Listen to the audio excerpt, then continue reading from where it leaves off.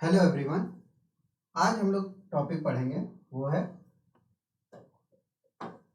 Chemical kinetics.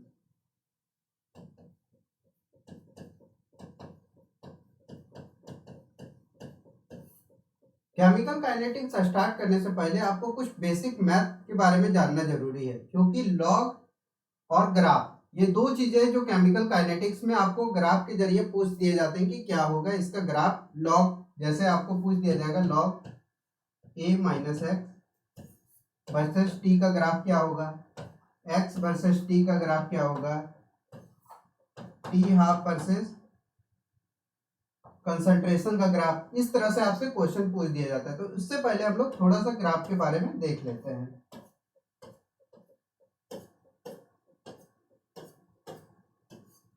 Basic math आपको पता ही होगा।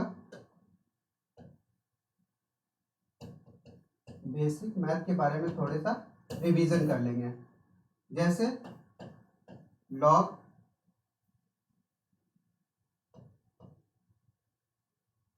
होता है आपका, एक होता है लॉग के बेस में 10 और ln है तो ln मतलब हो जाएगा लॉग के बेस में e। ये दो टर्म है। अगर जनरली लॉग लिखा हुआ है तो इसका मतलब है लॉग के बेस में 10 है, और ln है तो इसका मतलब है लॉग के बेस में e है। और लॉग से ln और ln से लॉग कैसे कन्वर्ट करेंगे? जैसे आपके पास है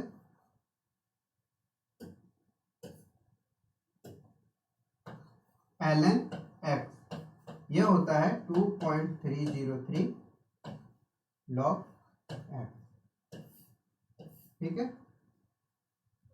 नेक्स्ट अगर बात करें तो लॉग x इंटू वाई होता है log x plus log y, और लॉग x बाई वाई होता है log x minus log y। और ये कभी भी log x plus log y कभी भी इक्वल नहीं होता है लॉग x प्लस वाई के। ये बात थोड़ा सा आप ध्यान में रखिएगा, ये लॉग x माइनस वाई नहीं होता है। ठीक है। लॉग x इंटू वाई होता है log x plus log Y, और लॉग x बाई वाई होता है log x minus log Y. ये इक्वल नहीं होता है लॉग x माइनस वाई का। अगर log x to the power n है तो ये होता है n लॉग x। और आपको कुछ कुछ लॉग की वैल्यू याद रखनी होगी। जैसे अगर आपके पास लॉग 2 है, इसकी वैल्यू होती है 0.30, लॉग 3 है इसकी वैल्यू होती है 0.48, लॉग 4 है इसकी वैल्यू हो जाती है 0.60, लॉग 5 है ये वैल्यू होती है 0.70, लॉग 6 0.78, और लॉग 7 0.84।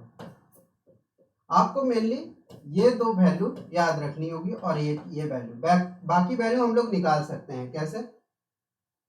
जैसे लॉग 5 की आपको वैल्यू निकालनी तो हम लिख सकते हैं लॉग 10/5 2, तो ये लॉग क्या हो जाएगा लॉग 10 माइनस लॉग 2, तो ये वैल्यू कितनी आ जाएगी 1 माइनस 0.30, तो ये वैल्यू कितनी आ जाएगी लॉग 5 की 0.70। सेम इसी तरह अगर आपको वैल्यू निकालनी है लॉग 8 की तो ये क्या हो जाएगा लॉग 2 टू द पावर 3, तो इसको लिख सकते हैं लॉग 3 लॉग 2 और 3 इंटू 0.30, ये कितनी हो जाएगी वैल्यू 0.90 के आसपास। अगर बात करें लॉग 9 की वैल्यू तो कैसे निकाल लेंगे लॉग 3 का पावर में 2, तो 2 लॉग 3 0.48 इंटू 2, तो कितनी वैल्यू हो जाएगी 0.96 के आसपास। तो इस तरह हम लोग वैल्यू को निकाल सकते हैं। मेन फार्मूले आपके क्या है, इन तीन फार्मूले से आप किसी भी लॉग की वैल्यू आसानी से निकाल सकते हैं। नेक्स्ट देखते हैं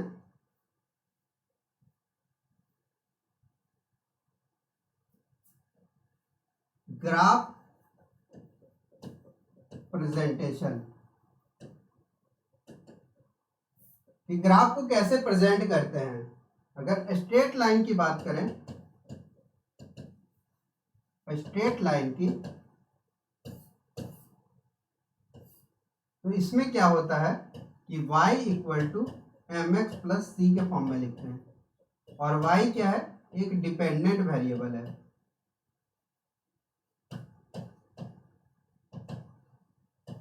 जो कि हमेशा लेफ्ट हैंड साइड में होगा, और x क्या है, इंडिपेंडेंट वेरिएबल,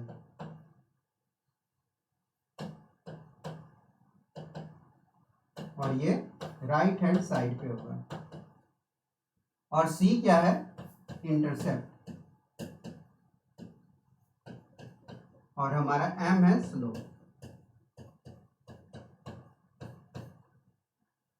जैसे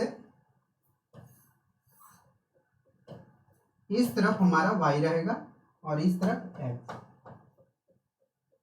y जो रहेगा वो परपेंडिकुलर रहेगा और x हमारा हॉरिजॉन्टल लाइन पे रहेगा, लाइन की तरफ रहेगा। अब बात करते हैं हम लोग इंटरसेप्ट की।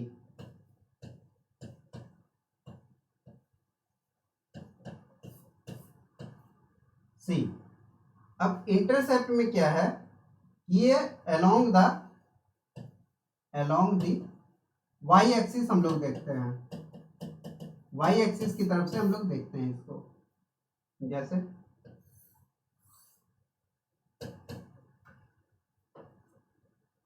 ये है हमारा ग्राफ, अगर सी हमारा ओरिजिन से पास हुआ, अगर सी ओरिजिन से पास हुआ तो यहां पर इंटरसेप्ट 0 होगा, और अगर सी 0 से ऊपर की तरफ रहा तो ये यहाँ पर इंटरसेप्ट पॉजिटिव होगा, और 0 से नेगेटिव जा रहा है तो ये होगा सी यहाँ पर नेगेटिव। तो इस तरह से इंटरसेप्ट देख सकते हैं, अगर 0 से हुआ तो ओरिजिन से जा रहा है, और 0 से ऊपर की तरफ हुआ तो पॉजिटिव, और 0 से नीचे की तरफ हुआ तो नेगेटिव।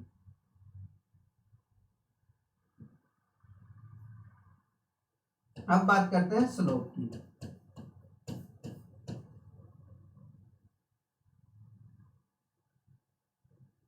स्लोप क्या होता है, इक्वल टू tan थीटा। जैसे हम लोग जानते ही हैं, यहाँ पर क्या रहता है, ऑल पॉजिटिव, और यहाँ sine theta and cosec theta positive, यहाँ tan थीटा और कॉट थीटा पॉजिटिव, और यहाँ sec theta and cos theta positive. अगर हमारी वैल्यू 90 डिग्री, ये कितना है टोटल 180 डिग्री, और ये कितना है 90 डिग्री, अगर हमारी वैल्यू इस दायरे में रही, इस दायरे में मतलब लेस देन 90 डिग्री हुई, लेस देन 90 डिग्री मतलब थीटा का वैल्यू 90 डिग्री है, तो थीटा का वैल्यू 90 डिग्री मतलब इस घर में, तो यहाँ पर क्या होगा, ऑल पॉजिटिव, मतलब tan थीटा की जो वैल्यू होगी वो पॉजिटिव होगी, तो यहाँ पर m की वैल्यू जो होगी हमारे पास पॉजिटिव होगी। और वही अगर वैल्यू इस सर्कल में हुई, डॉटेड सर्कल के अंदर, मतलब मोर देन, अगर वैल्यू हमारी more than 90 degree, more than 90 degree मतलब इस घर में आ जाएगी, तो क्या होगा, यहाँ पर क्या होता है 90 डिग्री, यहाँ पर हमारा स्लोप जो होगा वो नेगेटिव होगा, नेगेटिव होगा। जैसे हमारे पास y equal to M X plus C है, अब हमारा c 0 है और m हमारे पास पॉजिटिव है, y और x, c 0 है मतलब यहां से पास होगा, और क्या है स्लोप पॉजिटिव है तो 90 डिग्री की तरफ।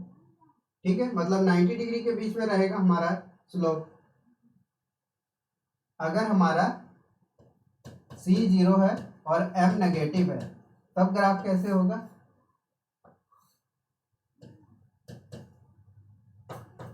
ऐसे स्लोप यहाँ नेगेटिव है तो एंगल हमारा इस तरह से रहेगा। नेक्स्ट अगर बात की जाए, M हमारा पॉजिटिव है और C भी पॉजिटिव है तब हमारा क्या होगा ग्राफ? ये किस तरह से होगा? स्लोप पॉजिटिव था तो यहां से जाएगा इस तरह से, और अगर हमारा M पॉजिटिव है और C नेगेटिव है तब हमारा क्या होगा? C नेगेटिव है मतलब इस तरह से होगा तो यहां से ग्राफ जाएगा। इस तरह से हम लोग स्लोप इंटरसेप्ट किसी भी एक्सिस का बोला जाए, जिसका भी बोला जाए, जिसके वर्सेस ग्राफ बोला जाए, इस तरह से हम लोग देख सकते हैं। आपको इस हिसाब से पता चल जाएगा कि स्लोप क्या होगा, इंटरसेप्ट क्या होगा। अब बात करते हैं हम लोग केमिकल काइनेटिक्स की। केमिकल काइनेटिक्स, केमिकल काइनेटिक्स में हम लोग रेट ऑफ रिएक्शन के बारे में पढ़ते हैं। Rate of reaction. अब रेट ऑफ रिएक्शन क्या है? ऐसे सोचिए, जैसे हम लोग कुछ पढ़ते हैं, आप मान लीजिए 11 से 12 आपने पढ़ा और कितने घंटे पढ़ा, ठीक है, आप अपनी स्टडी कर रहे हो 5 घंटे, 6 घंटे, 7 घंटे, कितने रेट के साथ कर रहे हैं, कितना इफेक्टिव कर रहे हो, कितने टाइम ड्यूरेशन में कर रहे हो, उस हिसाब को हम लोग बोलते हैं rate.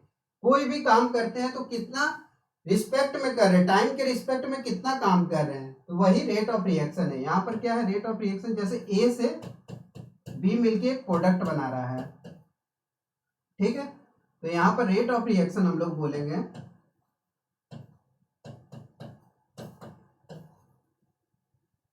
Change in concentration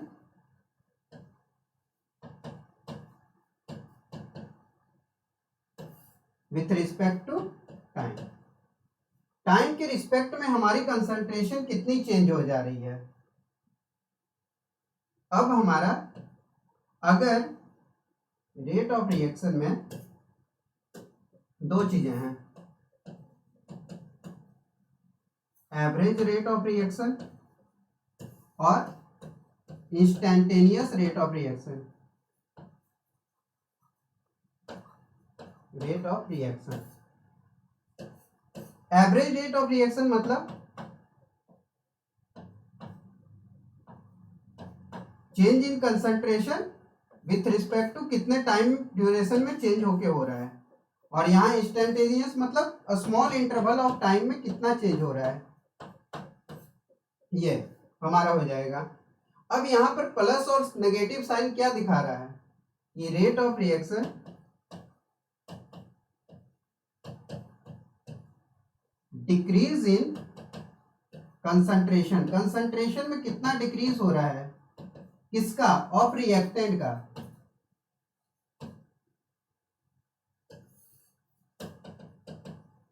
time, या फिर increase in concentration of product, product में कितना इंक्रीज हुआ है विथ रिस्पेक्ट टू टाइम। जैसे अगर हम बात करें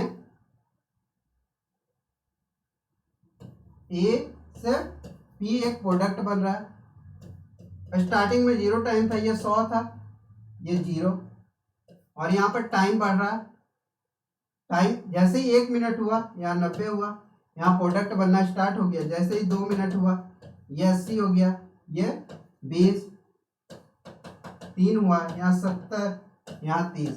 तो क्या हो रहा है कि रिएक्टेंट हमारा कम होता जा रहा है और प्रोडक्ट हमारा इंक्रीज हो रहा है। तो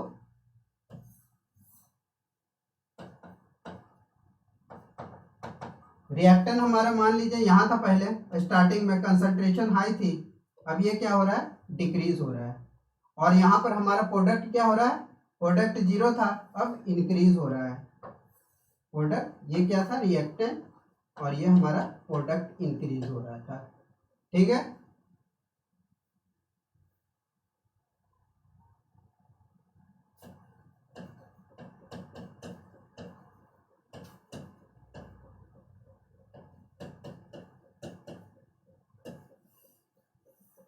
ये है हमारी एक रिएक्शन, और इसको क्या बोलते हैं, स्टोइचियोमेट्री क्या है।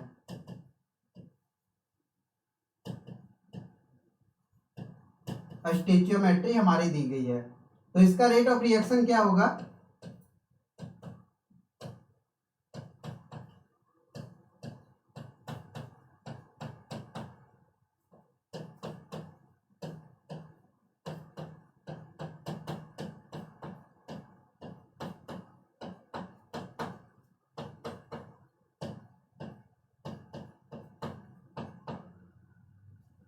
ये नेगेटिव रेट ऑफ रिएक्शन, याद रखिएगा रेट ऑफ रिएक्शन जो है पॉजिटिव वैल्यू है, पॉजिटिव वैल्यू है। ये नेगेटिव साइन बता रहा है कि रिएक्टेंट में कितनी कमी आ रही है। जैसे यहाँ पर हम लोगों ने देखा कि यहाँ पर क्या हो रहा है, रिएक्टेंट में कमी आ रही है, इसलिए हम लोग नेगेटिव साइन शो करते हैं कि वहां पर कंसंट्रेशन जो है हमारी वो डिक्रीज हुई है। अब यहां पर एक टर्म है रेट ऑफ डिसअपियरेंस, तो ये टर्म किसको बोलेंगे, मतलब रेट ऑफ डिसअपियरेंस, कितना रिएक्टेंट में कमी हुई है, तो इस टर्म को हम लोग बोलते हैं, यहां पर इस टर्म को बोलते हैं कि रेट ऑफ डिसअपियरेंस हुआ है, इस टर्म को बोलेंगे रेट ऑफ डिसअपियरेंस हुआ है। यहां पर इस तरह से लिख लीजिए, ये नेगेटिव साइन, यहाँ ये नेगेटिव साइन, तो इस टर्म को बोलेंगे rate of disappearance, rate of disappearance, इसको भी बोलेंगे रेट ऑफ डिसअपियरेंस। और इस पूरे टर्म को हम लोग बोलेंगे रेट ऑफ रिएक्शन। अगर विदाउट स्टोइचियोमेट्रिक ले रहे हैं, विदाउट स्टोइचियोमेट्रिक ले रहे हैं तो उसको हम लोग बोलेंगे रेट ऑफ डिसअपियरेंस, अगर स्टोइचियोमेट्रिक के साथ ले रहे हैं तो उसको बोलेंगे रेट ऑफ रिएक्शन। सेम उसी तरह इस टर्म को क्या बोलेंगे हम लोग, इसे हम लोग बोलेंगे रेट ऑफ फॉर्मेशन, या फिर हम लोग बोलेंगे रेट ऑफ अपीयरेंस,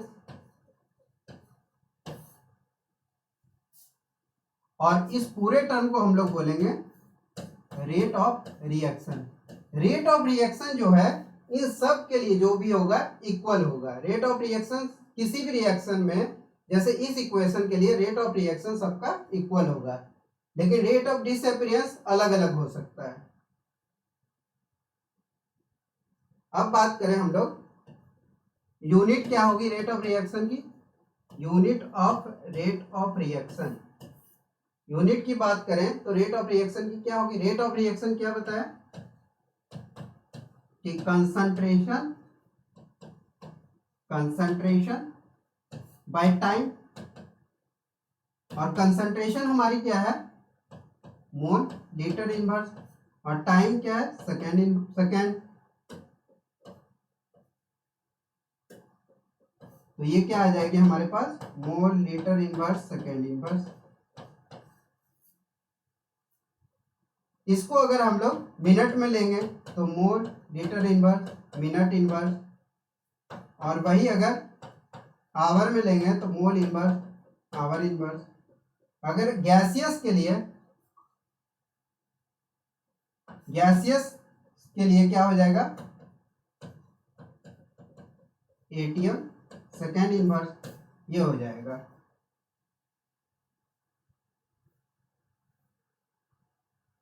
अब क्या है रेट लॉ एक्सप्रेशन क्या है,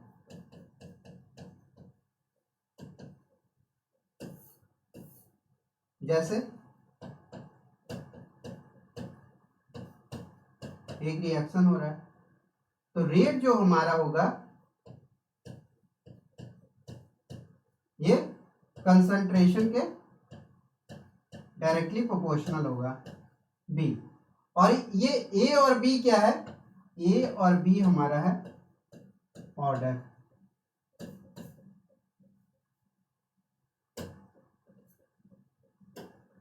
और यहां पर रेट क्या हो जाएगा, ए इंटू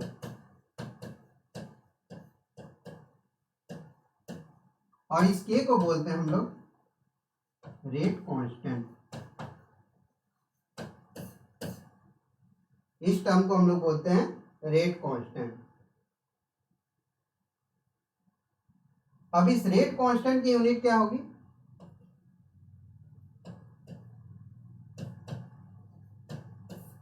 रेट कांस्टेंट जो होगा हमारा, रेट इक्वल टू होगा के इंटू कंसंट्रेशन के पावर में, जिस ऑर्डर के लिए निकाल रहे हैं, concentration to the power N. तो यहाँ रेट क्या हो जाएगा, के इंटू अगर एन के लिए है तो mole litre inverse to the power N. और रेट की यूनिट अभी हम लोगों ने क्या निकाली, mole litre inverse second inverse equal to K mole litre inverse N. अब इस के लिए क्या हो जाएगा, mole litre inverse second inverse divided by M L to the power -1। और यहाँ पर क्या लिख सकते हैं हम लोग, एन यह हो जाएगा माइनस एन सेकेंड इनवर्स। या इस टर्म को और भी लिख सकते हैं, अगर इस इक्वेशन का लिखना चाहें तो mole 1 minus N litre n-1 second inverse, ये भी लिख सकते हैं। ये आपसे पूछ दिया जाता है कि रेट का यूनिट किस तरह से निकालते हैं, तो आपको ये दो इक्वेशन दे देगा और भी इक्वेशन दे देगा, तो उसमें से आपको कौन सा करेक्ट है ये बताना है। अगर बात करें हम लोग जीरो ऑर्डर के लिए, जीरो ऑर्डर के लिए यूनिट क्या हो जाएगी, यहाँ रखेंगे जीरो तो मोल, यहाँ जीरो रखें तो -1, यहाँ सेकेंड इनवर्स। और फर्स्ट ऑर्डर के लिए, फर्स्ट ऑर्डर के लिए क्या हो जाएगी, यहाँ 1, ये जीरो हो जाएगा, यहाँ 1 रखेंगे जीरो हो जाएगा, सिर्फ सेकेंड इनवर्स आएगा। अगर 2 के लिए बात की जाए तो क्या हो जाएगा, यहाँ 2 रखेंगे तो m-1, यहाँ लीटर क्या हो जाएगा 2 - 1 लीटर, और यहाँ सेकेंड इनवर्स। थर्ड ऑर्डर के लिए बात की जाए तो क्या हो जाएगा, यहाँ थर्ड रखेंगे तो m-2 L2 और सेकेंड इनवर्स। इस तरह से हम लोग यूनिट आपसे क्वेश्चन पूछ लिया जाता है कि किस ऑर्डर का यूनिट क्या होगा, तो यहाँ से हम लोग निकाल सकते हैं।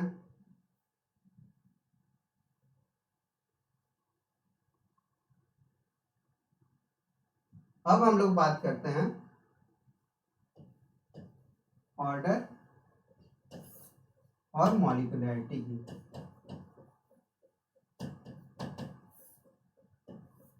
ऑर्डर क्या है हमारा, पावर ऑफ कंसंट्रेशन। कंसंट्रेशन के ऊपर क्या पावर है, मतलब रेट ए के पावर एन। ये कंसंट्रेशन की पावर में जो रहेगा उसको क्या बोलेंगे हम लोग, ऑर्डर बोलेंगे।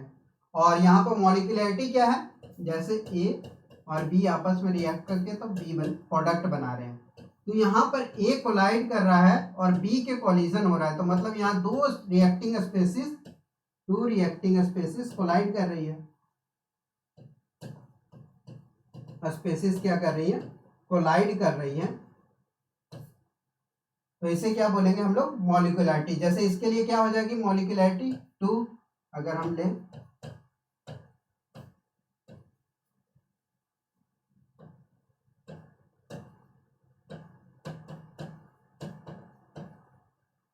इसके लिए क्या हो जाएगी मॉलिक्यूलरिटी 2।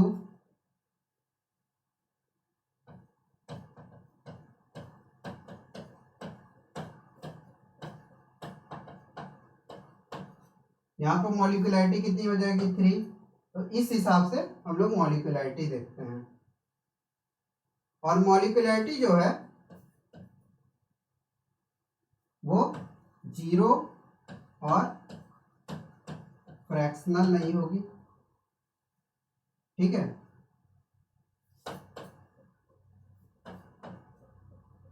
और ये जनरली मोर देन 3 नहीं होती, क्योंकि 2 पार्टिकल कोलाइड कर सकते हैं, 3 कोलाइड कर सकते हैं, लेकिन 4 के लिए कोलाइडर करना बहुत ही मुश्किल, कोलाइड करना बहुत ही मुश्किल होता है। तो इसलिए मोर देन 3 पॉसिबल नहीं होती है जनरली। और ये जो होता है हमारे पास, ये मॉलिक्यूलैरिटी जो है थियोरिटिकल है, और वही ऑर्डर हमारा जो होता है एक्सपेरिमेंटल होता है।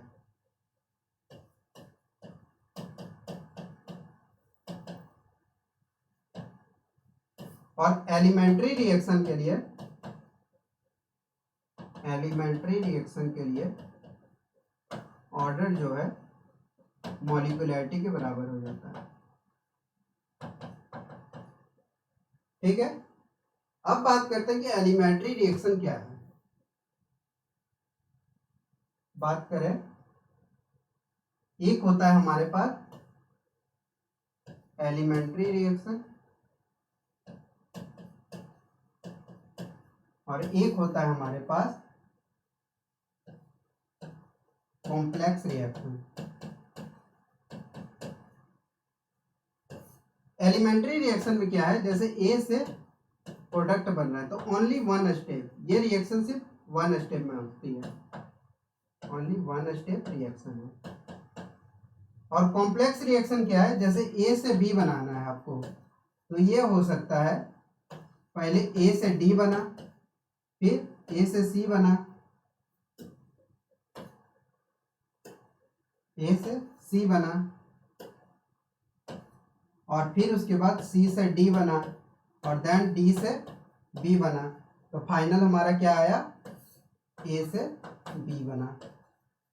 तो जो सी और डी, डी और बी ये रिएक्शन पार्ट हो रहे हैं, ये इंटरमीडिएट है,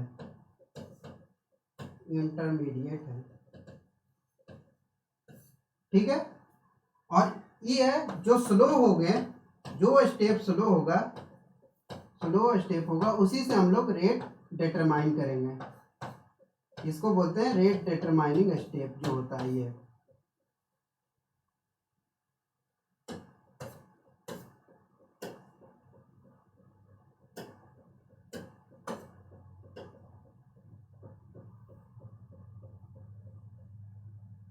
अब आते हैं कि ऑर्डर कैसे फाइंड आउट करते हैं। ऑर्डर के बारे में, ऑर्डर फाउंड आउट करने के लिए या तो आपकी टी हाफ के साथ रिलेशन दे दिया जाता है या कंसंट्रेशन के साथ रिलेशन दे दिया जाता है, उस हिसाब से हम लोग ऑर्डर को फॉलो करते हैं कि कौन सा ऑर्डर है। फर्स्ट स्टेप है आपको यूनिट से आप ऑर्डर को पता कर सकते हैं, कैसे, जैसे आपको दे दिया है M-2 L2 और सेकेंड इनवर्स, तो इसके लिए ऑर्डर क्या हो जाएगा, तो आपको बताया M/L 1 - n सेकेंड इनवर्स। तो यहाँ पर क्या है कि -2 वैल्यू है, ठीक है, तो यहाँ पर 3 रखेंगे तो वैल्यू क्या आ जाएगी, -2, तो यहाँ पर कौन सा ऑर्डर हो जाएगा, थर्ड ऑर्डर। और बात करें सेकेंड इनवर्स दे दिया जाएगा, आपको पूछेगा कौन सा ऑर्डर है, तो सेम, अगर यहाँ पर 1 रखेंगे तो ये 0 आ जाएगा, ये सेकेंड इनवर्स आ जाएगा, मतलब n की वैल्यू 1 होनी चाहिए, तो फर्स्ट ऑर्डर। तो फर्स्ट है हम लोग यूनिट से पता कर सकते हैं कि वो कौन सा ऑर्डर का रिएक्शन हो रहा है। नेक्स्ट अगर बात करें,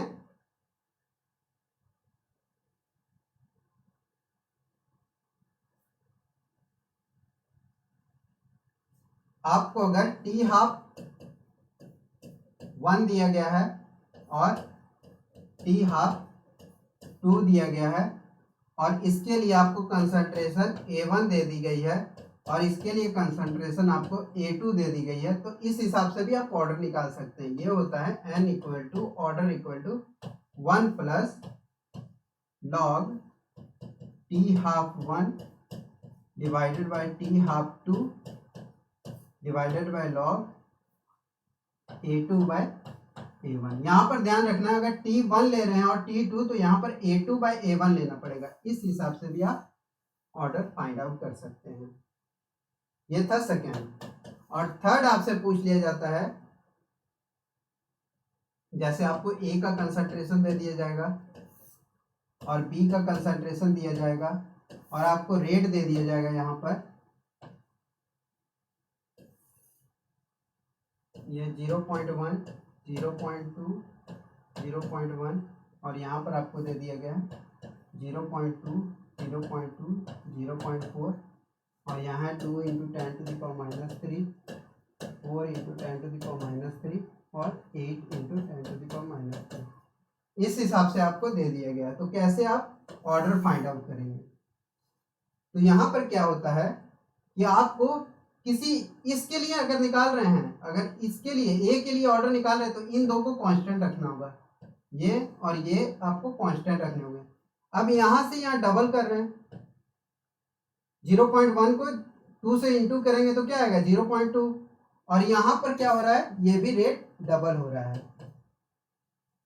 कंसंट्रेशन को डबल करने से हमारा रेट भी क्या हो रहा है, डबल हो रहा है। तो यहाँ पर क्या होगा कि अगर हमारा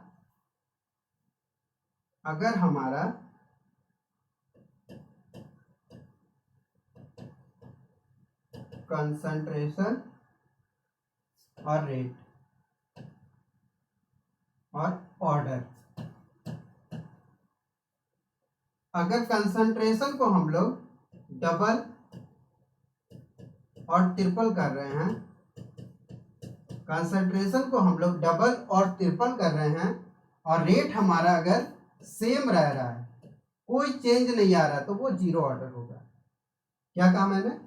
रेट को अगर कंसंट्रेशन को डबल या ट्रिपल कर रहे हैं, रेट हमारा सेम रह रहा है, तो वो जीरो ऑर्डर होगा। अगर हमारा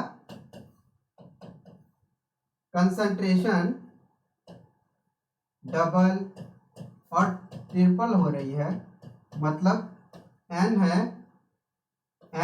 अगर n कर रहे हैं और ये भी डबल और ट्रिपल या फिर n ही रह जा रही है, तो ये फर्स्ट ऑर्डर होगा। और अगर डबल और ट्रिपल कर रहे हैं, रेट भी हमारा डबल और ट्रिपल हो रहा है, तो वो फर्स्ट ऑर्डर होगा। अगर n टाइम कर रहे हैं तो n टाइम ही रहा तो फर्स्ट ऑर्डर। अगर रेट को डबल और ट्रिपल या फिर n टाइम कर रहे हैं, तो ये अगर हमारा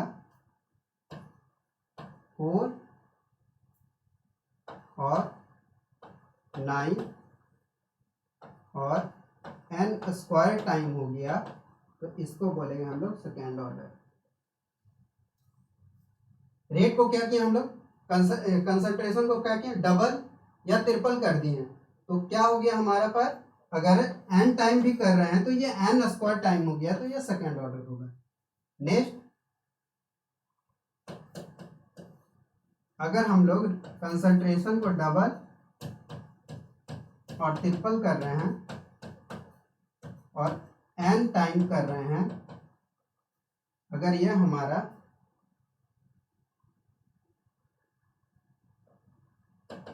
8 टाइम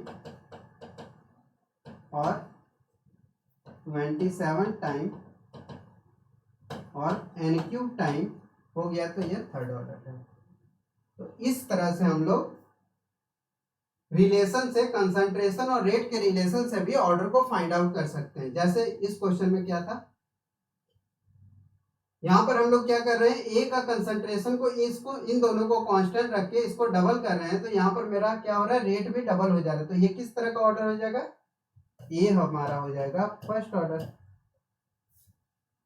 और अब क्या करेंगे हम लोग,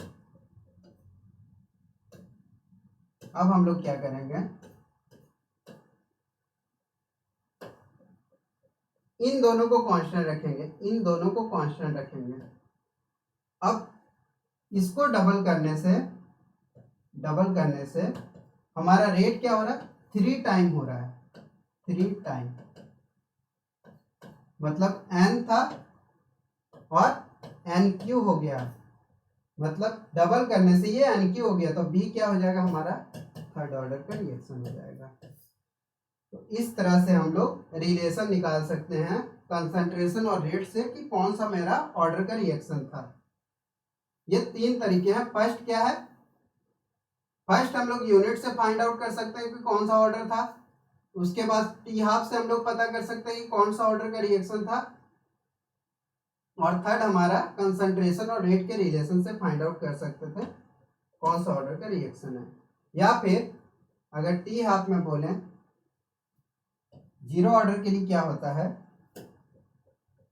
जीरो ऑर्डर के लिए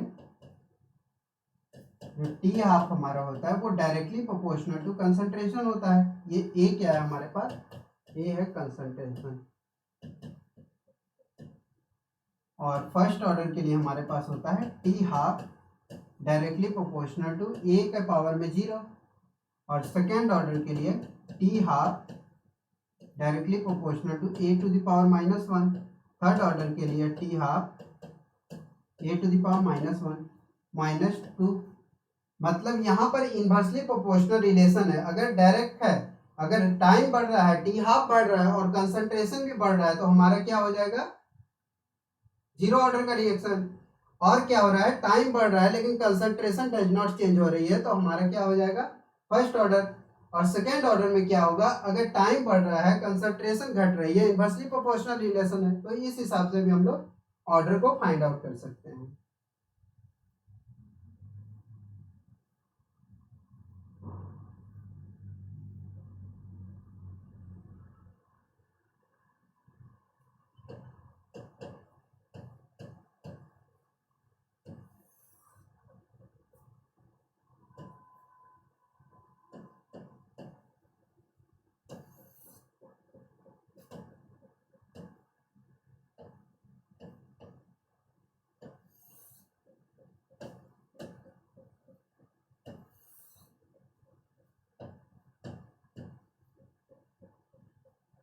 मेन है हमारा अब इस ऑर्डर का डिफरेंशियल इंटीग्रल क्या होगा और इसका ग्राफ क्या क्या होगा, फर्स्ट ऑर्डर, सेकेंड ऑर्डर और थर्ड ऑर्डर का। अगर बात की जाए एन ऑर्डर का रिएक्शन को, जैसे हमारे पास ए प्लस ए एन है और ये प्रोडक्ट बना रहा है, तो रेट क्या हो जाएगा,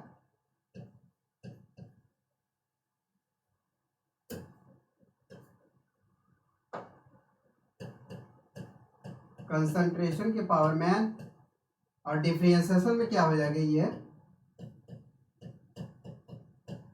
ए into,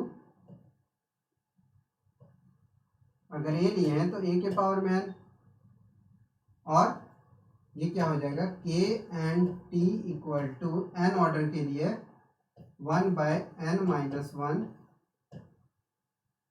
1/a minus X to the power n-1 minus 1/a minus,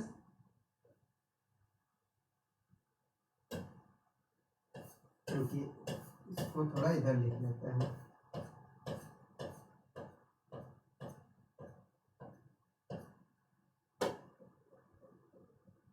ये क्या हो जाएगा हमारे पास, K N T equal to 1/n-1 1/a minus X to the power n-1 minus 1/a की पावर में n-1। ये हमारे पास जनरल इक्वेशन आ जाएगी। और टी हाफ हमारे क्या हो जाएगा, 1/kn into 1/n-1 2 to the power n-1 minus 1 divided by a to the power n-1। और टी क्वार्टर लाइफ टाइम के लिए 1/kn 1/n-1 4 to the power n-1 divided by a to the power n-1। ये है इसकी general equation. सिर्फ ये n equal to n not equal to 1 के लिए, ये 1 के लिए कि नहीं है, बाकी सब ऑर्डर में यही फॉलो होगा। या तो आप इसको याद कर लो या फिर individual zero order, first order, second order, third order का आप याद कर लीजिए क्या होता है रेट ऑफ रिएक्शन या उसका रिलेशन क्या है टी हाफ के साथ, क्योंकि जनरली ये 3 ही ऑर्डर का पूछा जाता है। जीरो ऑर्डर की बात की जाए, ए से पी एक रिएक्शन हो रहा है और इसका रेट जो है वो कंसंट्रेशन पे डिपेंड नहीं कर रहा है, ठीक है। तो ये हो जाएगा एक्स के जीरो टी या फिर C T equal to C zero minus K zero T. ये होता है हमारा रिएक्टेंट के लिए। और प्रोडक्ट के लिए क्या हो जाएगा, C T equal to C zero plus K zero T. ये हो जाएगा हमारा प्रोडक्ट के लिए। और अगर टी हाफ हो जाएगा, इसका क्या हो जाएगा, टी हाफ। अगर आप यहाँ पर वैल्यू अगर जीरो रखेंगे तो -1, अगर इस तरह से आप देखिए टी हाफ निकालना, टी हाफ इक्वल टू क्या होता है 1/kn 1/n minus 1 1/a minus X to the power n minus 1 minus 1/a to the power n minus 1। ये था हमारे पास। और टी हाफ क्या था हमारे पास, ये था ऑर्डर के लिए, ये था टी के लिए। और टी हाफ के लिए क्या हो जाएगा 1/kn 1/n माइनस 1 और 2 to the power n minus 1 divided by a to the power n minus 1। ये था हमारे पास। अब n की वैल्यू हम लोग जीरो लेके चलते हैं, तो टी हाफ इक्वल टू क्या हो जाएगा 1/k0, ये हो जाएगा 1/-1, यहाँ पर 2 का पावर में 0 -1 divided by a to the power 0 -1। और टी हाफ इक्वल टू क्या हो जाएगा हमारे पास 1/k0 इंटू -1 इंटू यहाँ पर क्या हो जाएगा 1/2 -1 और इंटू a। और T half equal to 1/k0 into -1 into -1/2 into A. ये माइनस माइनस कट गया, तो टी हाफ इक्वल टू हमारा क्या आया 1/a/2k0। ये रिलेशन हमारा निकल के आ गया। तो यहाँ हम लिख सकते हैं a/2k0। इसी हिसाब से टी क्वार्टर लाइफ टाइम क्या हो जाएगा, अगर टी क्वार्टर लाइफ टाइम की बात की जाए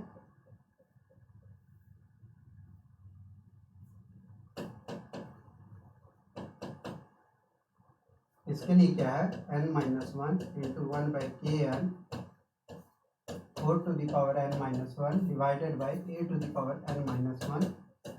ये था।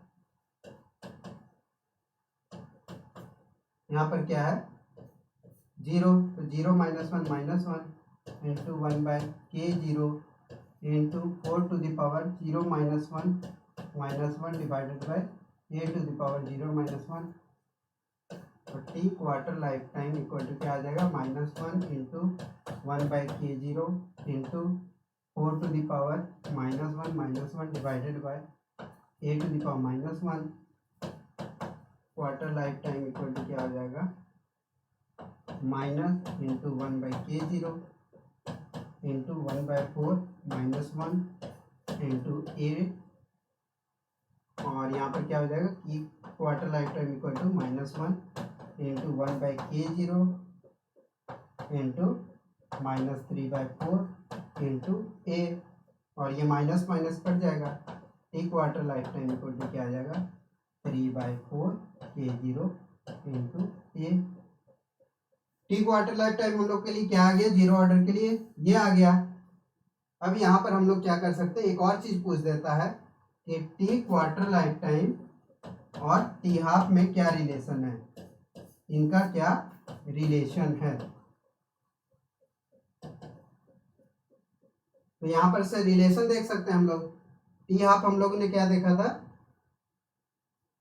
टी हाफ इक्वल टू हमारे पास क्या आया था a/2k0 और टी क्वार्टर लाइफ टाइम क्या है हमारे पास 3/4k0 इंटू a।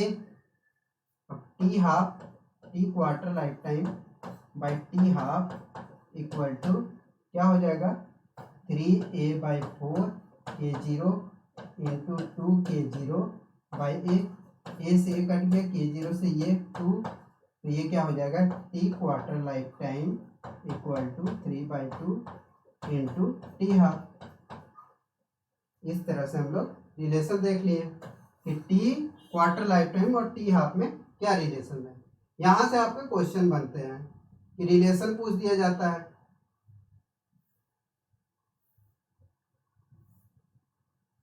यहाँ पर तो ये क्या हो जाएगा 3/4 k0 इंटू ए, और दोनों में रिलेशन क्या होगी T quarter life time equal to 3/2 into T half.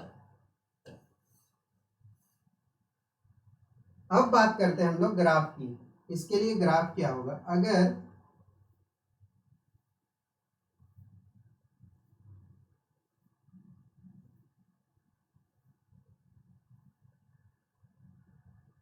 आपको ग्राफ पूछा गया है जीरो ऑर्डर के लिए, जीरो ऑर्डर के लिए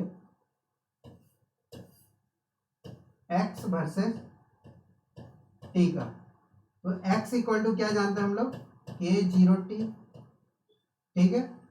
तो x क्या है y एक्सिस में, t क्या है x एक्सिस में, और हम लोग क्या जानते हैं y equal to mx plus c होना चाहिए, और यहाँ पर c क्या है हमारा 0 है, और m क्या है k0 है। ये हो गया हमारा इंटरसेप्ट और स्लोप। अब इंटरसेप्ट क्या है ओरिजिन है, मतलब ऐसे है और यहाँ x है और t है, तो हमारा क्या है यहाँ से पास होगा, और स्लोप हमारा पॉजिटिव है, पॉजिटिव है तो किधर जाएगा ऐसे, इस तरह से ग्राफ होगा इसका। नेक्स्ट अगर बात की जाए कि सी टी वर्सेस टी का ग्राफ जीरो ऑर्डर के लिए, ये सब जीरो ऑर्डर के लिए है, तो क्या हो जाएगा हमारा C T equal to C0 minus K0t। अगर रिएक्टेंट की बात की जाए इस तरह से है, यहाँ सी टी यहाँ टी। अब यहाँ पर क्या है y equal to mx plus C, ठीक है। c की कुछ वैल्यू है, पॉजिटिव है कि नेगेटिव है, पॉजिटिव है। इंटरसेप्ट हमारा क्या है पॉजिटिव, और स्लोप क्या है हमारे पास m की वैल्यू क्या है नेगेटिव, नेगेटिव है मतलब 90 डिग्री से ज्यादा है, और स्लोप क्या है इंटरसेप्ट क्या है पॉजिटिव है, तो यहां से हमारा इस तरह से ग्राफ मिलेगा। अगर बात की जाए टी हाफ वर्सेस कंसंट्रेशन की, तो यहाँ से क्या ग्राफ बनेगा, यहाँ y एक्सिस में टी हाफ, x एक्सिस में कंसंट्रेशन, तो ये ग्राफ क्या बनेगा, हम लोग क्या जानते हैं T half equal to a/2k0, ठीक है। और यहाँ पर क्या है y equal to mx plus C, C हमारा 0 है मतलब यहाँ से होगा, और स्लोप क्या है पॉजिटिव, तो इस तरह से ग्राफ जाएगा। तो यहाँ से इस तरह से ग्राफ पूछे जाते हैं।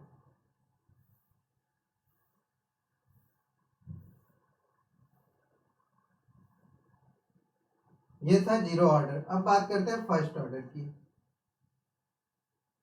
फर्स्ट ऑर्डर में क्या होता है ए इक्वल टू पी प्रोडक्ट बना रहा है, और हमारा रेट क्या है, रेट जो है के इंटू सी के पावर 1 हो जा रहा है, कंसंट्रेशन के पावर 1 हो जा रहा है, तो यहाँ पर हमारे पास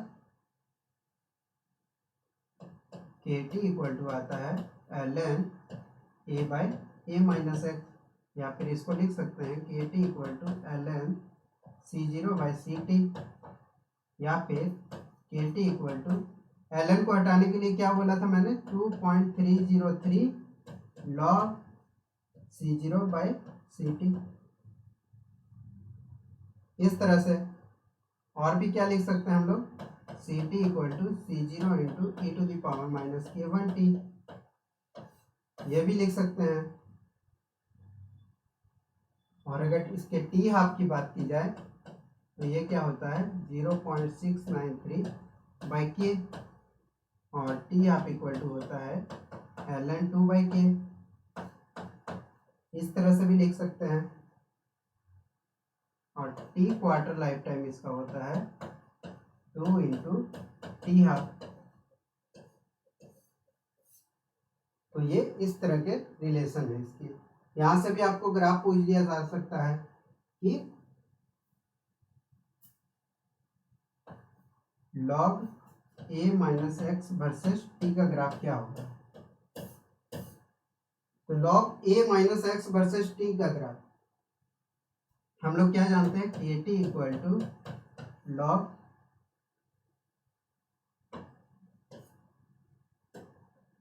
to 2.303 log a by A minus x, और के टी इक्वल टू क्या हो जाएगा 2.303 log a minus log a minus x. और इसको अगर के टी बाय 2.303 करें और यहाँ पर हो जाएगा हमारा log a minus log a minus x. अब यहाँ पर हमें क्या करना है, इस ए माइनस एक्स को वाई एक्सिस में रखना है और इसे हमें कहाँ रखना है, एक्स एक्सिस में। तो ये ऐसे लिख सकते हैं लॉग ए माइनस एक्स, इस टर्म को इधर लेके आ जा रहे हैं हम, तो ये हो जाएगा लॉग ए माइनस के टी बाय 2.303। अब ये क्या आ गया लेफ्ट हैंड साइड में और हमारा ये आ गया राइट हैंड साइड में। और हमारा यहाँ पर स्लोप क्या है, इंटरसेप्ट हमारा लॉग ए जो कि पॉजिटिव वैल्यू है, और स्लोप क्या है माइनस के बाय 2.303 मतलब नेगेटिव वैल्यू है। Log a minus x versus T की बात की जाए तो स्लोप मेरा क्या है पॉजिटिव है और इंटरसेप्ट नेगेटिव, तो पॉजिटिव से नेगेटिव की ओर, इस तरह से इसका ग्राफ होगा।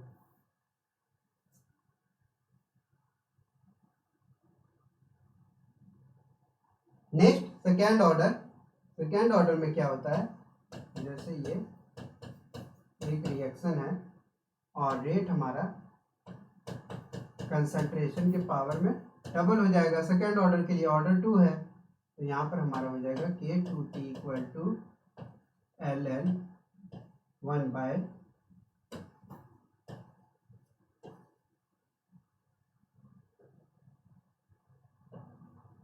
अगर लॉग के टर्म में LN लिखें ये हो जाएगा 1 by a minus x minus 1 by a. इस तरह से अगर एन ऑर्डर को देखा जाए तो यहाँ पर क्या था हमारा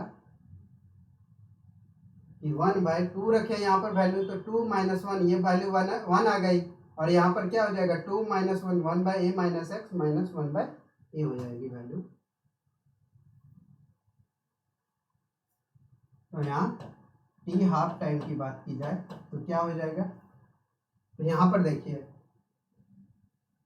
यहाँ 2 था तो 2 रखेंगे और यहाँ 2 माइनस 1 तो ये क्या हो जाएगा 2 के पावर 1 और 2 माइनस 1 तो 1 बचेगा, और यहाँ 2 माइनस 1 तो ये क्या हो जाएगा 1 बाय K0A, इस तरह से।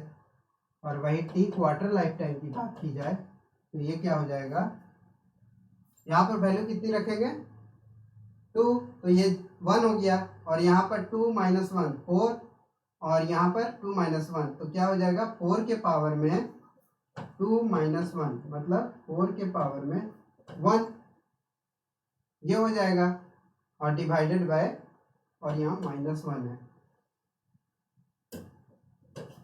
तो ये हो जाएगा 4 के पावर में 1, 4 के पावर 1 माइनस 1 तो 4 माइनस 1 3, ये 3 हो जाएगा हमारे पास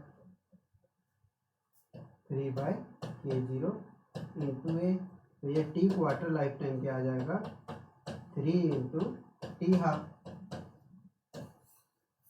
इस तरह से।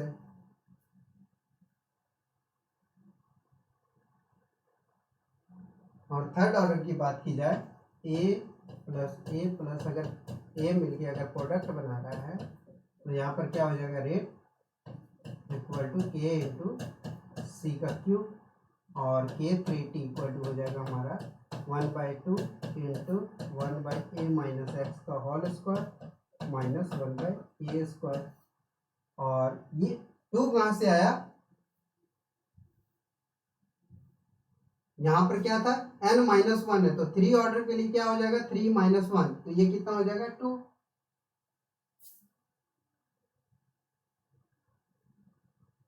और t हाफ की बात की जाए तो ये क्या हो जाएगा 1/2 इंटू 2 के पावर में क्या था, 2 के पावर में 3-1 डिवाइडेड बाय a के पावर में 3-1, तो ये क्या हो जाएगा 1/2 इंटू 2 के पावर में 3-1, तो 2 के पावर 2 4-1 डिवाइडेड बाय a², ये कितना हो जाएगा 3/2 into 1/a² into 1/k0 k3, तो ये हो जाएगा 3/2 इंटू 1/a² k3, ये हमारा आ जाएगा टी हाफ। उसी तरह हम लोग t quarter time life time में निकाल लेंगे। T quarter life time equal to क्या हो जाएगा, यहाँ पर क्या था हमारा k3 कॉमन रहेगा और 1/a² भी कॉमन रहेगा, डिफरेंट कहाँ हो जाएगा 4 के पावर में 3-1 डिवाइडेड बाय, सिर्फ इसका कैलकुलेशन करना है, तो ये कितना हो जाएगा 4 के पावर में 2-1, तो ये क्या हो जाएगा 16-1, तो 15 हो जाएगा, तो ये क्या हो जाएगा 1/2 इंटू 50, तो हमारे पास क्या आ जाएगा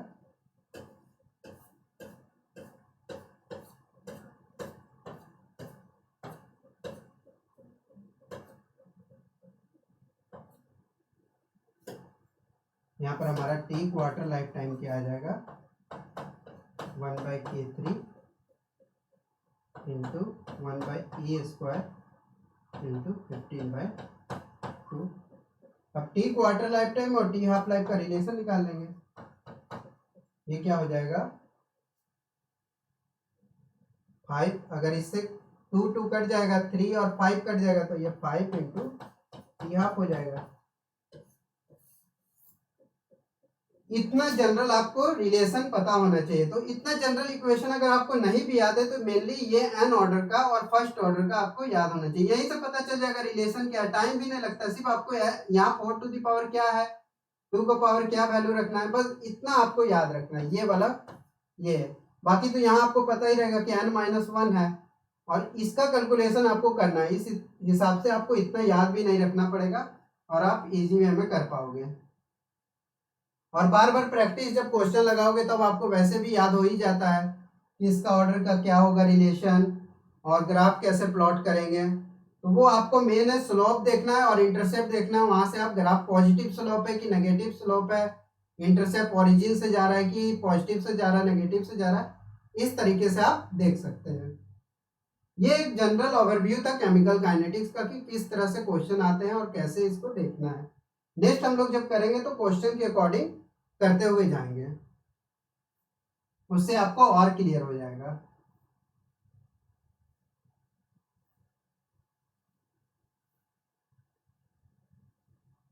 नेक्स्ट हम लोग जो टॉपिक करेंगे वो एक्टिवेशन एनर्जी करेंगे और कॉलिजन थ्योरी के बारे में करेंगे और कैटालाइसिस के बारे में डिस्कशन करेंगे। Thank you.